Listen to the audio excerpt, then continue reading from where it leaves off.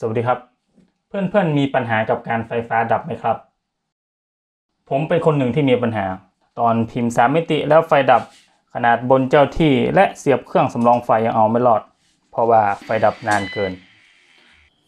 คลิปนี้จึงจะมาสร้างระบบโซลาร์เซลล์ไฮบริดออฟกริดแบบบ้านๆหลักการทำงานของระบบคือใช้ธรรมชาติของความต่างศักย์ไฟฟ้า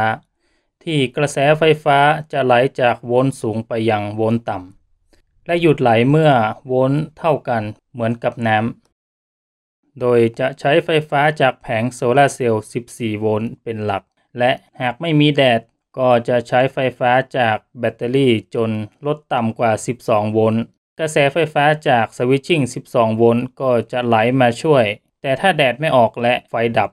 ก็จะใช้ไฟฟ้าจากแบต12 โวลต์12 แอมป์ที่เหลือจน BMS ของแบตเตอรี่ตัดไปนะครับ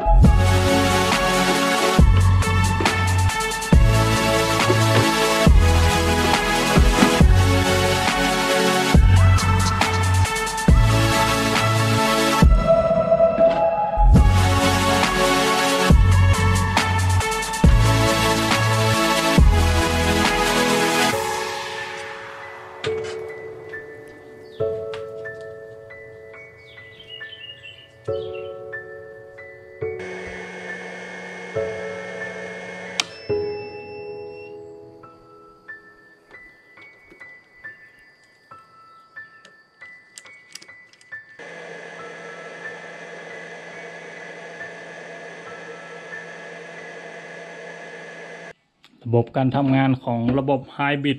แบบบ้านๆนะครับก็เริ่มจากไฟฟ้าจากแผงโซลาร์เซลล์มาตัวเบรกเกอร์ตัวนี้และมาตัววัดโวลต์แอมป์นะครับกลับมาตัวที่สเต็ปดาวนะครับปรับให้เป็น14โวลต์มาตัวที่ไดโอดบิตเพื่อกันไฟย้อนจ่ายให้ BMS นะครับเพื่อชาร์จแบตลิเฟ่และจ่ายมายังเบรกเกอร์ตัวนี้แต่ว่าเบรกเกอร์ทิปนะครับจึงต้องทำฟิวใส่นะครับตะกั่ว1เส้นนะครับและมาจ่ายให้กับอินเวอร์เตอร์ Modify Sine Wave 1000 VA ตัวนี้นะครับระบบนี้ถ้าอินเวอร์เตอร์กินไฟ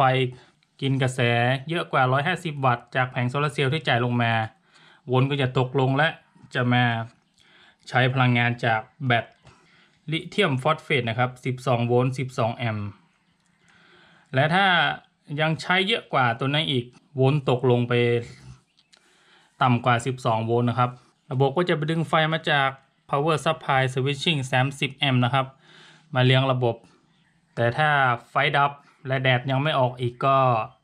ระบบก็จะทำงานเรื่อยๆนะครับจน BMS ของแบตลิเฟ่ตัดประมาณ10โวลต์นะครับระบบก็จะดับลงนะครับแล้วก็มีคัทเอาท์3ทางนะครับไว้เวลาเราจะปรับมาใช้ไฟตรงนะครับที่ต้องการไฟที่เยอะกว่าอินเวอร์เตอร์ทำได้นะครับเช่นเราต้องการเชื่อมหรือต้องการตัดเหล็กนะครับก็ปรับมาที่ไฟตรงนะครับก็จะทำให้เราใช้ไฟได้เต็มที่นะครับคราวนี้ก็หายห่วงพิมพ์3มิติได้ทั้งวันแถมประหยัดไฟอีกนะครับเพื่อนๆท่านใดสนใจไปทำแบบนี้นะครับแนะนำอินเวอร์เตอร์แบบเพียวไซน์เวฟนะครับที่สามารถใช้มอเตอร์ได้สบายและไฟเสถียรกว่านี้นะครับสุดท้ายนี้ขอให้พลังงานจงสถิตกับท่าน HJ สารพัดสร้างนวัตกรรมแบบบ้านๆ